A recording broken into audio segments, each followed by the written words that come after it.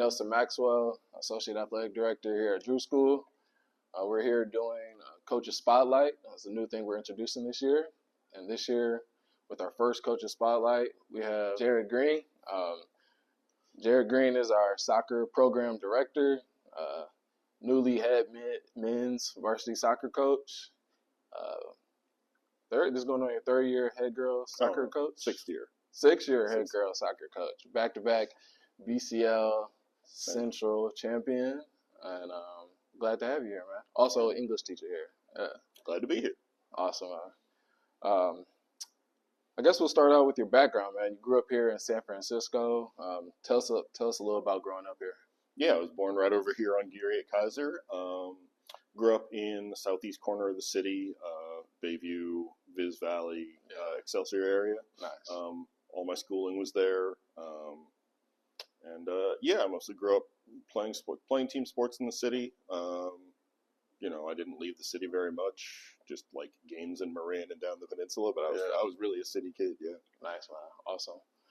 You also went to Lick, graduated from Lick. Lick Lower Day. Do you have any notable experiences or any enjoyable experiences from there? My academic experience was not particularly notable. I was not a super engaged student. I struggled a little bit. Okay. Went to public school for middle school, and then it was a tough transition, but they helped me through, and some of my friends helped me through, but I made some of the best. I made a lot of the friends I still have now are people I met during high school, so nice. I really enjoyed that part of the school. Nice. You touched on it a little bit, but tell us a little bit about Jared as a teenager. I was raised in a very academic household. I was taught to read early and do math early, and I just sort of coasted on that early start. Like I said, I was not a super engaged or motivated student. I just sort of cruised through most of my classes. I mostly just wanted to play sports and hang out with my friends. Awesome. But it was fine, and I have no complaints. Yeah, or mainly soccer growing up? No, I was more of a baseball person growing up. I was obsessed with baseball. Okay. Stopped growing, when I was 13, and realized that I probably wasn't going to be drafted into the major leagues. And I started playing soccer late, but then I became a goalkeeper, and that sort of played into my baseball skills. Giants or Giants. Giants, please. All right. Let's talk about life after high school. Where'd you attend college? I went to the University of Arizona. Okay. Go Wildcats. And did you know you wanted to teach going into there? Or? No. I was a journalism major. I wrote for the school paper at Lick-Wilmerding my senior year, and then just continued on with journalism. I played rugby in college, so I was sort of, again, mostly focused on playing sports. Really immersed myself in that culture. Spent a summer in New Zealand, learning about the game.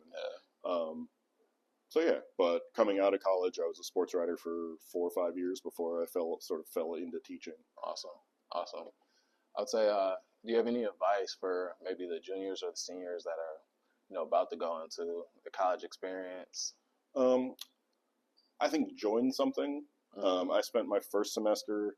For one thing, I didn't live in the dorms. I lived in an apartment off campus because my admissions got held up. And I spent my first semester just sort of wasting my time, and I didn't go to class very much.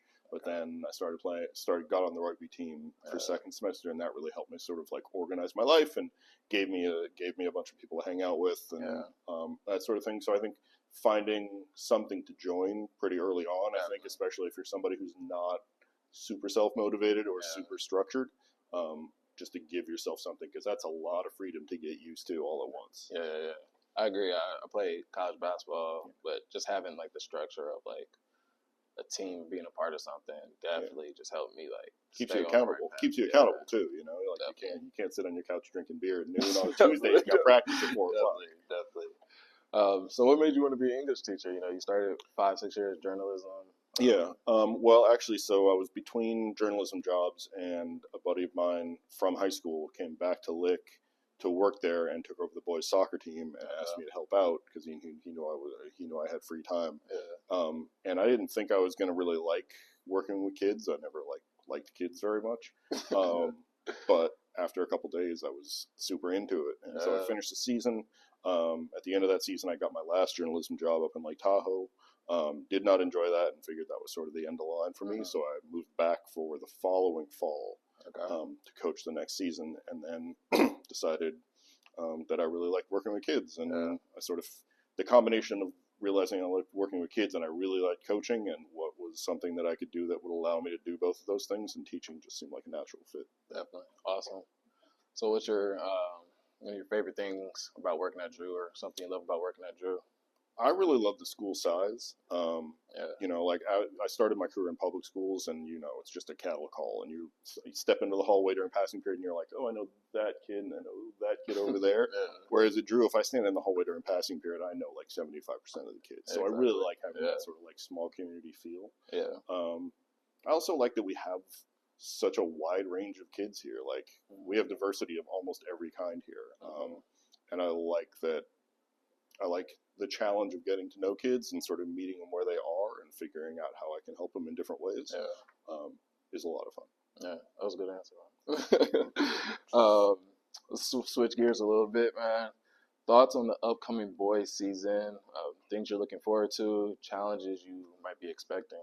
Yeah, I mean, obviously it's a step up from JV to varsity, just in terms of like sort of sophistication and tactical awareness of the players and things like that. Right.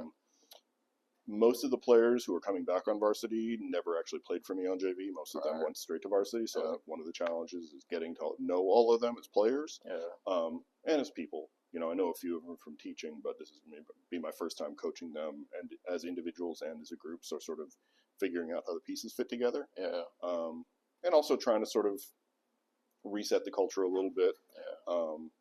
You know, it's going to be a combination of what they want and what I want, and we got to sort of meet in the middle. You know, because I'm not really a dictatorial coach. I'm not trying to set everybody into my system. You know, I want them to be able to express themselves and use their talents. So yeah, that's probably the biggest challenge is just getting to know a whole bunch of new kids all at once. Well, I'm excited to watch you guys. Make sure you go out and support the boys soccer team this season. Go pull up to some games. Looking at the girls' side, back-to-back BCL champion for the girls' soccer. Where's your head at going into this season for them? I mostly want to use the season to really appreciate this amazing senior class that has really led us to where we are.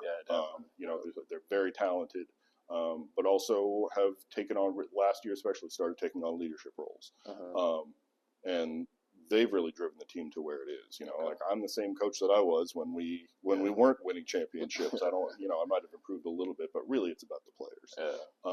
So again, I want them to feel valued, feel like they can express themselves both on and off the field. But also we're going to be getting in new players, so we got to integrate them and sort of figuring out that balance of honoring everybody who's been here, but also trying to move everybody up, you know, without having a JV program for the girls. It's a much faster transition. You know, the freshmen and even some new sophomores don't get a chance to like have an easy, like the first game we are kicking in and we are competitive. So yeah, I really want to use this year to let the seniors enjoy themselves and enjoy all the work they've put into the program. For sure. Awesome, man. Last question, man. What do you love most about San Francisco? What do you dislike most about San Francisco? I mean, San Francisco is the food for me. I mean, obviously it's home, it's comfort, but you know, a Mission burrito, you can't beat it. I've been to a lot of different places in the world. I've lived a couple different places, and it's the perfect food in my opinion. Thing I dislike about San Francisco the most is sort of the economic changes I've seen over time. You know, when I was growing up, San Francisco was a pretty working class city, at least where I lived. And I know a lot of people, both my peers and people I know, who have been forced out of the city because it's hard to afford it anymore. You know, my wife and I got super lucky in being able to buy a house, and not everybody's in that position. So like just the way the city has changed, mostly economically, over time, I find a little frustrating. You know, it's not anything I can do about. Sounds like you should run for mayor. There are enough people running for mayor right now. But yeah. So. Awesome. Well, Jared, thank you for coming on. This has been Coach's Spotlight.